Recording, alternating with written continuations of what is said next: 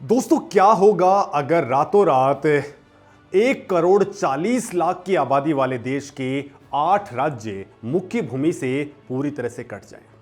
क्या आपने कभी सोचा है कि एक विशालकाय देश की सबसे बड़ी कमजोरी महज 22 किलोमीटर चौड़ी जमीन का एक टुकड़ा कैसे हो सकता है?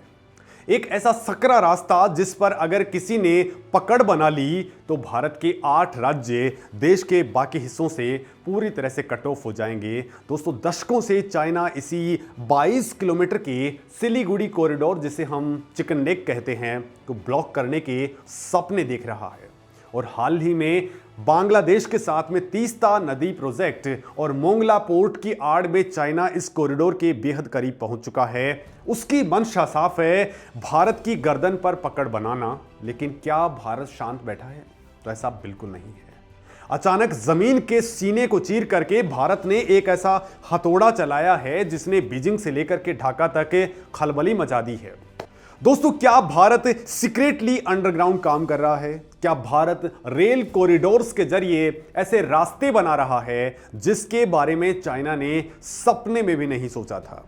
दोस्तों, भारत अब रिएक्शन देने वाला देश नहीं है, बल्कि अब उनके घर में घुस करके इक्वेशन बदलने वाला देश बन चुका है। और यही बात अब पड़ोसियों को बहुत अच्छे तरीके से समझ भी आ रही है। दोस्तों, आज हम उस महारणनीति, उस स्ट्रेटेजिक मास्टर स्ट्रोक को डिकोड करेंगे जो भारत को हमेशा के लिए अजेय बनाने वाला है। दोस्तों, कहानी की शुरुआत होती है उस भौगोलिक मजबूरी से जिसे सिलीगुड़ी कॉरिडोर कहा जाता है। पश्चिम बंगाल के अंदर स्थित ये 22 से लेकर के 25 किलोमीटर चौड़ा जमीन का हिस्सा भारत की मुख्य भूमि को पूरे पूर्वोत्तर यानी कि नॉर्थ ईस्ट इंडिया से जोड़ता है। एक तरफ नेपाल, एक तरफ बांग्लादेश, ऊपर भूटान और उसके ठीक ऊपर चाइना की चुंबी वैली। दोस्तों, सामरिक दृष्टि से यह दुनिया के सबसे खतरनाक चौक पॉइंट्स में से एक है। चाइना की पीपुल्स लिबरेशन आर्मी यानी कि पीएलए लंबे टाइम से ये मानकर के चल रही थी कि युद्ध की स्थिति में वो तेजी से डोकलाम और चुंबी वैली के रास्ते सीधे नीचे उतरेंगे, इस 22 किलोमीटर के हिस्से के ऊपर अपनी आर्टिलरी से हमला करेंगे और भारत का संपर्क उनके 8 राज्यों से हमेशा के लिए कट कर देंगे। उनका मानना था कि अगर सप्लाई लाइन कट गई तो पूर्वोत्तर के अंदर मौजूद भारतीय सेना के पास में ना तो रसद बचेगा और ना ही हथियार, जिससे भारत मनोवैज्ञानिक और सामरिक दोनों मोर्चों पर हार मान लेगा। लेकिन दोस्तों, असली सवाल यहीं से स्टार्ट होता है कि चाइना अचानक से इस इलाके में इतना ज्यादा एग्रेसिव क्यों हो गया है। तो इसका जवाब छुपा हुआ है चाइना के खुद के डर के अंदर, जिसे रणनीतिक रूप से मलक्का डिलेमा कहा जाता है। दोस्तों, चाइना का लगभग 80% तेल और व्यापार मलक्का जलडमरू मध्य यानी कि स्ट्रेट ऑफ मलक्का से गुजरता है। चाइना ये बहुत अच्छे तरीके से जानता है कि अगर कभी कोई बड़ा कॉन्फ्लिक्ट हुआ तो भारतीय नौसेना अंडमान और निकोबार कमान का इस्तेमाल करके मलक्का स्ट्रेट को पूरी तरह से ब्लॉक कर सकती है। चाइना की इकोनॉमी इससे रातों रात ठप पड़ जाएगी। अपने इसी मलक्का डिलेमा का बदला लेने के लिए और भारत के ऊपर काउंटर प्रेशर बनाने के लिए चाइना ने सिलीगुड़ी कॉरिडोर को भारत का मलक्का मान लिया है। दोस्तों, चाइना की स्ट्रेटेजी थी कि जिस तरह से भारत समंदर के अंदर उसकी गर्दन मरोड़ सकता है, उसी तरह चाइना जमीन पर भारत के चिकन नेक को दबा करके हिसाब बराबर कर लेगा। जब चाइना डोकलाम के अंदर भारतीय सेना की लोह जैसी दीवार से टकरा करके पीछे हटने पर मजबूर हुआ तो उसने डायरेक्ट कन्फ्रंटेशन की जगह प्रॉक्सी गेम खेलना स्टार्ट कर दिया। उसने भारत को घेरने के लिए उसी के पड़ोसियों का इस्तेमाल करने की साजिश रची और इसका सबसे बड़ा मोहरा बना है नया बांग्लादेश। दोस्तों, पिछले कुछ वक्त में बांग्लादेश के अंदर जो राजनीतिक उथल पुथल मची हुई है, उसके पीछे के स्ट्रेटेजिक पैटर्न्स को समझना बेहद ज़्यादा जरूरी है। दोस्तों, चाइना ने बहुत चालाकी से इकोनॉमी और इंफ्रास्ट्रक्चर के नाम पर बांग्लादेश के अंदर एंट्री ली और सीधा भारत के सिक्योरिटी आर्किटेक्चर के ऊपर हमला करना स्टार्ट कर दिया। और दोस्तों, इसका नाम है तीस्ता प्रोजेक्ट। और दोस्तों, बांग्लादेश का नया रुख सिर्फ ढाका की अपनी हिम्मत नहीं है, इसके पीछे बीजिंग से मिल रही शह और पैसा बोल रहा है। पिछले कुछ टाइम से बांग्लादेश के अंदर चाइना का बढ़ता दखल भारत के लिए एक बहुत बड़ा सिक्योरिटी थ्रेट बन चुका है। खुफिया एजेंसियों ने बहुत पहले ही चेतावनी दी थी कि चाइना आर्थिक मदद के बहाने बांग्लादेश के अंदर एक खतरनाक जाल बुन रहा है, और वो चेतावनी अब हकीकत का रूप ले चुकी है। मोंगला से लेकर के तीस्ता तक चाइना ने बांग्लादेश के अंदर लॉजिस्टिक और डिफेंस पार्टनरशिप का एक ऐसा नेटवर्क बिछा दिया है जो सीधे तौर पर भारत की पूर्वी सीमा और बांग्लादेश की खाड़ी की सुरक्षा को चुनौती दे रही है। दोस्तों, हाल ही के अंदर जो इंटेलिजेंस इनपुट्स सामने आए हैं वो किसी भी देश की नींद उड़ाने के लिए काफ़ी हैं। चाइना ने बांग्लादेश के मोंगला पोर्ट के पास में करीब 110 एकड़ का एक विशाल इकोनॉमिक जोन हासिल कर लिया है। बाहर से देखने पर यह एक नॉर्मल बिजनेस डील लगती है, लेकिन रणनीतिकारों के मुताबिक ये भारत की समुद्री सुरक्षा के अंदर एक बहुत बड़ी सेंध है। दोस्तों, मोंगला पोर्ट वही पोर्ट है जिससे 2015 के अंदर भारत ने अपनी कनेक्टिविटी बढ़ाने के लिए एक समझौते के तहत हासिल किया था। अब उसी पोर्ट के पास में चाइना की मौजूदगी का मतलब है बंगाल की खाड़ी में भारत की हर नेवल मूवमेंट के ऊपर चाइना की सीधी नजर रहना। चाइना बांग्लादेश की धरती पर इलेक्ट्रॉनिक सपोर्ट मेजर्स यानी कि ईएसएम एरे तैनात करने की खतरनाक योजना बना रहा है। ईएसएम कोई मामूली रडार्स नहीं होते हैं, ये एक ऐसे हाईटेक सर्विलांस सिस्टम हैं जो मीलों दूर से दुश्मन के रेडियो सिग्नल, एनक्रिप्टेड कम्युनिकेशंस और रडार फ्रीक्वेंसी को इंटरसेप्ट कर सकते हैं। अगर चाइना ने मोंगला या चटगांव के अंदर इस सिस्टम को पूरी तरह से एक्टिवेट कर दिया तो इसका सीधा असर पश्चिम बंगाल के सुकना के अंदर मौजूद भारतीय सेना की 33 कॉर्प्स के ऊपर पड़ेगा। 33 कॉर्प्स वही यूनिट है जिसके कंधों पर सिलीगुड़ी कॉरिडोर और सिक्किम बॉर्डर की सुरक्षा का जिम्मा है। दोस्तों, चाइना बिना एक भी गोली चलाए हमारी सेना के सीक्रेट कम्युनिकेशंस को ट्रैक कर सकता है। विशाखापट्टनम से निकलने वाली भारतीय सबमरीन्स और जंगी जहाजों का डेटा चाइना के पास में रियल टाइम के अंदर पहुंच सकता है। और दोस्तों, इसके बाद आता है चाइना का सबसे दुस्साहसिक कदम, तीस्ता नदी प्रोजेक्ट।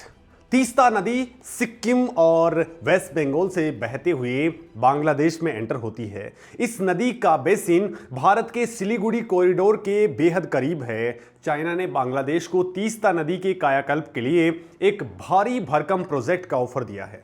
इस प्रोजेक्ट के पीछे चाइना की असली मंशा ये थी कि वो अपने हाइड्रोलॉजिस्टिक इंजीनियरों और तकनीकी कर्मचारियों के भेष में अपनी मिलिट्री इंटेलिजेंस को बिल्कुल चिकननेक के बिल्कुल बाजू के अंदर यानी बगल में लाकर के बैठा दे। अगर कभी हाई रिस्क सिचुएशन बनती है तो इन सिविलियन कर्मचारियों की मदद से चाइना भारत के हर मिलिट्री डिप्लॉयमेंट, लॉजिस्टिक मूवमेंट और सेना की रसद को मॉनिटर कर सकता है। ये भारत की संप्रभुता और सामरिक गोपनीयता के ऊपर एक सीधा और बहुत बड़ा सिक्योरिटी थ्रेट है। अब दोस्तों, असली खेल भी यहीं से स्टार्ट होता है। ये सब देख करके दुनिया को लगा कि भारत अब पूरी तरह से घिर चुका है। नेपाल में राजनीतिक अस्थिरता, म्यांमार के अंदर गृह युद्ध, बांग्लादेश के अंदर चाइना का बढ़ता दखल और डोकलाम के अंदर पीएलए की मौजूदगी। लेकिन अब फैसले भारत के अंदर होते हैं, असर उनका बाहर दिखता है। बांग्लादेश और चाइना को लग रहा था कि वो सिलीगुड़ी कॉरिडोर को खतरे में डाल करके भारत को बैकफुट पर धकेल देंगे, लेकिन उन्हें जरा भी अंदाजा नहीं था कि भारत ने इसके जवाब में एक ऐसा मास्टर स्ट्रोक पहले से ही रेडी किया हुआ है जो उनकी सारी प्लानिंग्स को बेअसर कर देगा।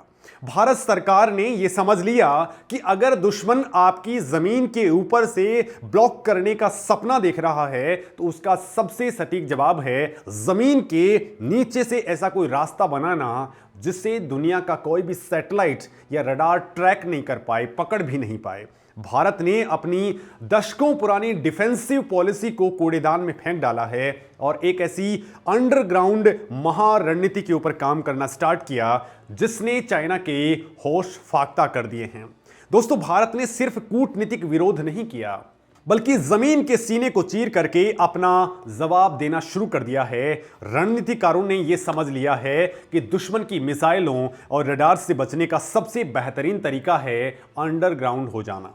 भारत ने सिलीगुड़ी कॉरिडोर के अंदर जमीन के नीचे सुरंग बना करके उसमें रेलवे ट्रैक बिछाने की एक महत्वाकांक्षी और बेहद सीक्रेट प्लानिंग को लगभग एग्जीक्यूट कर लिया है। दोस्तों वेस्ट बंगाल के उत्तर दिनाजपुर जिले के 3 माइल हॉट से लेकर के सिलीगुड़ी के पास में रांगापानी तक करीब 36 किलोमीटर लंबी एक अंडरग्राउंड रेलवे टनल बनाई जा रही है। ये कोई साधारण मेट्रो टनल नहीं है जो शहरों के अंदर चलती है। यह टनल 3 अंतरराष्ट्रीय सीमाओं नेपाल, भूटान और बांग्लादेश के जंक्शन के पास में बनाई जा रही है, जो पूरी तरह से ग्रामीण और घने जंगलों वाले इलाकों से गुजरेगी। दोस्तों इस टनल का सामरिक महत्व इतना ज्यादा है कि यह सीधे तौर पर भारत के सर्वाइवल और काउंटर अटैक की गारंटी बनेगी। इस प्रोजेक्ट के अंदर अत्याधुनिक टनलिंग मशीनों यानी टीबीएम का इस्तेमाल करके 2 समानांतर सुरंगें बनाई जाएंगी, जिसकी दीवारें कंक्रीट की इतनी मोटी परत से बनेंगी कि इनके ऊपर किसी भी एडवांस स्ट्राइक का कोई भी असर नहीं होने वाला है। दोस्तों इस अंडरग्राउंड रेलवे नेटवर्क का सीधा फायदा भारतीय सेना को होने वाला है। चिकन नेक के पास में ही बागडोगरा एयरपोर्ट है और भारतीय सेना की 33 कॉर्प्स का मुख्यालय है। साथ ही बैंगडूबी मिलिट्री स्टेशन भी यहीं पर मौजूद है। दोस्तों इसके अलावा भारत बांग्लादेश सीमा के पास में किशनगंज, चोपड़ा और धुबरी के अंदर नए सैन्य बेस भी बना रहा है। इन सुरंगों के जरिए हमारी सेना के जवान भारी हथियार, टैंक्स और मिसाइल सिस्टम बिना किसी सैटेलाइट या रडार की नजर में आए सुरक्षित तरीके से फॉरवर्ड लोकेशंस तक पहुंचाए जा सकेंगे। दोस्तों एक्सपर्ट्स के मुताबिक ये टनल सिस्टम इस तरह से डिजाइन किए जा रहे हैं कि इनके अंदर लॉजिस्टिक सप्लाई चेन हफ्तों तक बिना बाहरी मदद के मेंटेन की जा सकती हैं। यानी अगर कोई विरोधी ताकत चिकन नेक को ब्लॉक करने की धमकी देती है तो भारत जमीन के नीचे से अपनी सप्लाई लाइन को कंटिन्यू रख सकेगा। लेकिन दोस्तों भारत की ये स्ट्रेटेजिक थिंकिंग सिर्फ सिलीगुड़ी कॉरिडोर तक ही सीमित नहीं है। भारत ने असम के ब्रह्मपुत्र नदी के नीचे भी एक विशालकाय टनल बनाने का ऐतिहासिक डिसीजन लिया है। करीब 18,662 करोड़ रुपए की भारी भरकम लागत वाली ये परियोजना भारत की पहली अंडरग्राउंड रेल और सड़क सुरंग होगी। दोस्तों करीब 33.7 किलोमीटर लंबे इस ग्रीन फील्ड प्रोजेक्ट के अंदर लगभग 15.79 किलोमीटर का हिस्सा सिर्फ ब्रह्मपुत्र नदी के तलहटी के नीचे से गुजरेगा। बाहर से यह फैसला नॉर्मल सा दिखता है, लेकिन अंदर से ये इंडिया की लॉन्ग टर्म स्ट्रेटेजी का हिस्सा है। इस प्रोजेक्ट के अंदर 4 लेन वाले 2 पैरेलल दोस्तों इस प्रोजेक्ट के अंदर 4 लेन वाली 2 समानांतर सुरंगें यानी कि ट्विन ट्यूब टनल होंगी। एक में ट्रेन दौड़ेगी और दूसरे में सैन्य वाहन और कारें दौड़ेंगी। ये टनल असम के गोहपुर को नुमालीगढ़ से जोड़ेगी, जिससे 240 किलोमीटर का सफर जो पहले 6 घंटे लेता था वो अब सिर्फ 20 से 30 मिनटों के अंदर कंप्लीट हो जाएगा। दोस्तों इस अंडरग्राउंड टनल का सबसे बड़ा स्ट्रेटेजिक फायदा ये है कि ये तेजपुर और अरुणाचल प्रदेश के बॉर्डर को डायरेक्ट कनेक्टिविटी देगा।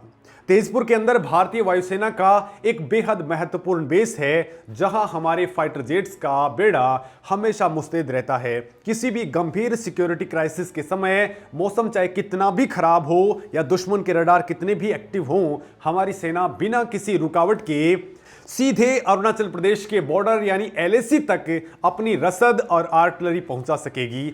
ऊपर ब्रह्मपुत्र का अथाह जल बह रहा होगा और उसके बिल्कुल 30 से 40 मीटर नीचे से सेना के टैंक्स, मिसाइल लॉन्चर्स और सैनिकों से भरी ट्रेनें अरुणाचल प्रदेश की तरफ जा रही होंगी।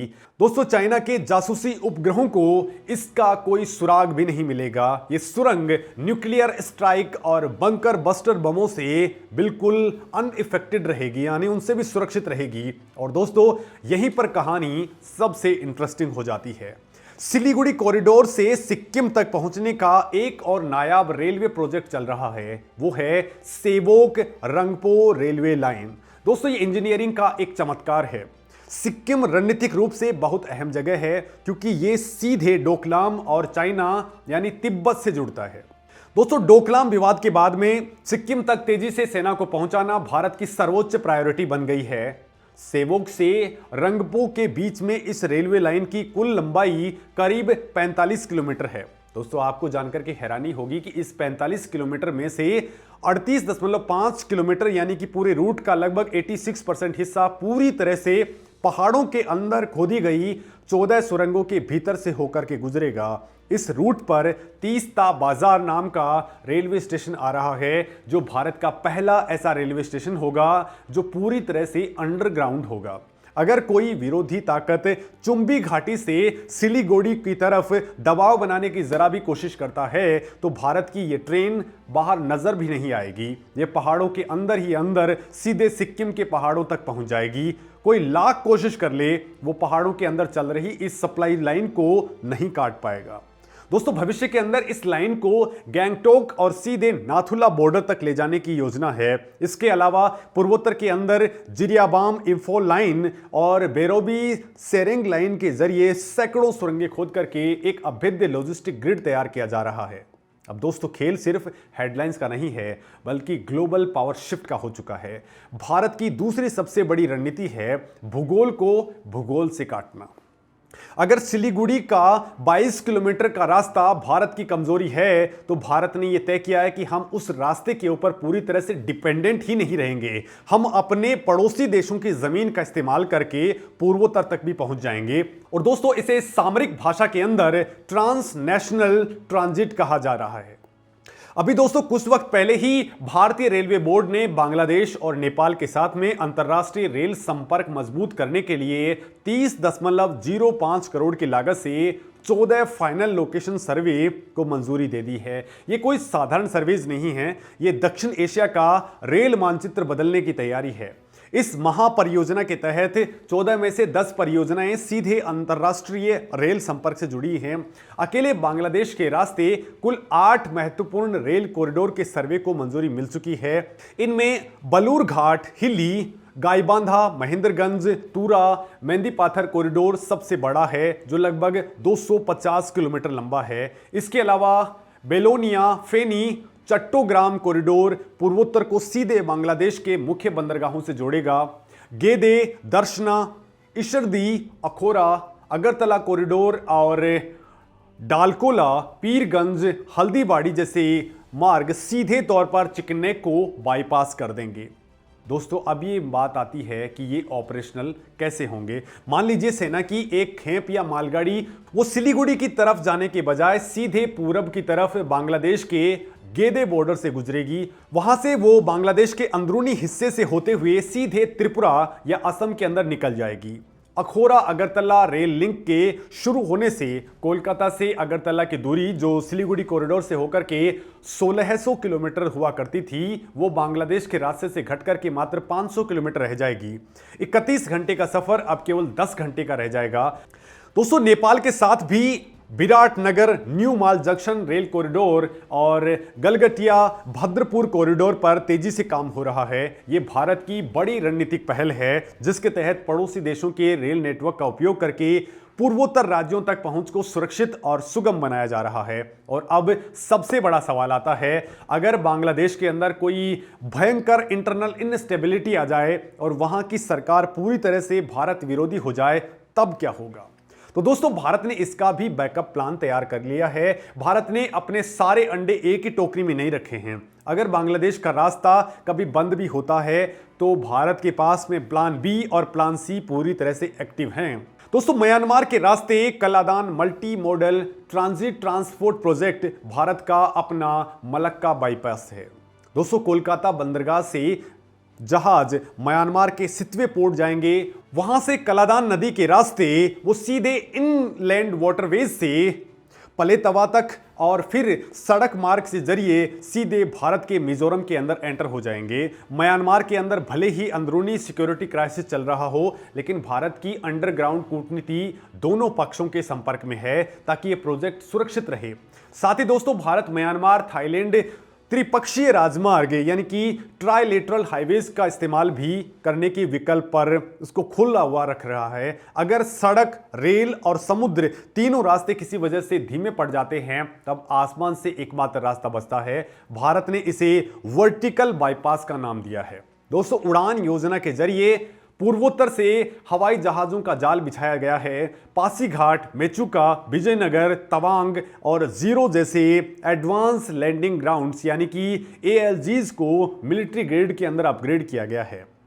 यहां भारतीय वायुसेना के C-130J सुपर हरक्यूलिस और C-17 ग्लोबमास्टर जैसे विशालकाय ट्रांसपोर्ट एयरक्राफ्ट आसानी से लैंड कर सकते हैं। साथ ही चिनूक जैसे हैवी लिफ्ट हेलीकॉप्टर्स पूर्वोत्तर के अंदर तैनात किए गए हैं, जो घाटियों के बीच में तोपें, गाड़ियां और सैनिकों की पूरी टुकड़ी को उठा सकते हैं। दोस्तों यहां एक छोटा सा नंबर और समझ लीजिए, क्योंकि इसी नंबर के अंदर पूरा पावर गेम छुपा हुआ है।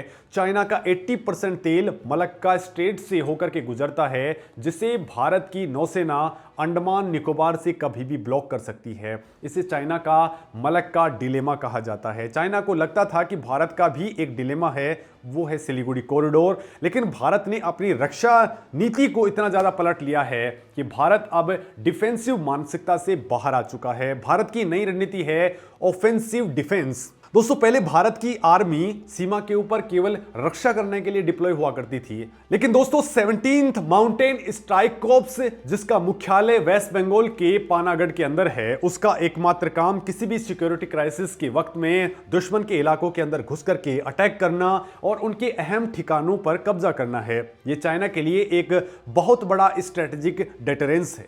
इसके अलावा दोस्तों सिलीगुड़ी और पूर्वोत्तर के जंगलों में ब्रह्मोस सुपरसोनिक क्रूज मिसाइल को भी, साथ ही Pinaka multi barrel rocket launcher को भी डिप्लॉय कर दिया गया है। अगर चुंबी घाटी से कोई दुस्साहस होता है तो वो दोनों तरफ से भारतीय और भूटानी पहाड़ियों से घिर जाएगा और उसकी सेना आसानी से भारतीय तोपों का शिकार बनेगी। इसे सामरिक भाषा में कन्वर्जिंग फायर कहा जाता है। दोस्तों 2017 के डोकलाम विवाद के बाद से ही भारत ने भूटान के साथ में मिलकर के इस पूरे इलाके को रडार और इलेक्ट्रॉनिक वॉरफेयर यानी कि ईडब्ल्यू सिस्टम से कवर कर दिया है। भारत सरकार ने पूर्वोत्तर को सिर्फ कनेक्टिविटी नहीं दी है, बल्कि उसे अंदर से पूरी तरह से इंटरनल रेजिलियंस बना दिया है। दोस्तों पूर्वोत्तर के पहाड़ों के अंदर सुरक्षित सुरंगें बनाकर के सेना ने कई महीनों का गोला बारूद जमा कर लिया है, जो किसी भी बाहरी हमले से सुरक्षित है। रणनीतिक पेट्रोलियम रिजर्व बनाए जा रहे हैं ताकि रिफाइनरीज की कैपेसिटी को बढ़ाया जा सके। ब्रह्मपुत्र रिवर के ऊपर बोगीबील ब्रिज और ढोला सदिया ब्रिज इतने मजबूत बनाए गए हैं कि 60 टन के अर्जुन टैंक भी इन पर 100 किलोमीटर प्रति घंटे की रफ्तार से दौड़ सकते हैं। यह सिर्फ खबर नहीं है, भारत की नई स्ट्रैटेजिक कॉन्फिडेंस का सिग्नल है। जो देश कभी दूसरों की टेक्नोलॉजी के ऊपर इंतजार किया करता था, अब वो सप्लाई चेन और स्ट्रैटेजिक इंफ्रास्ट्रक्चर का नया सेंटर बन रहा है।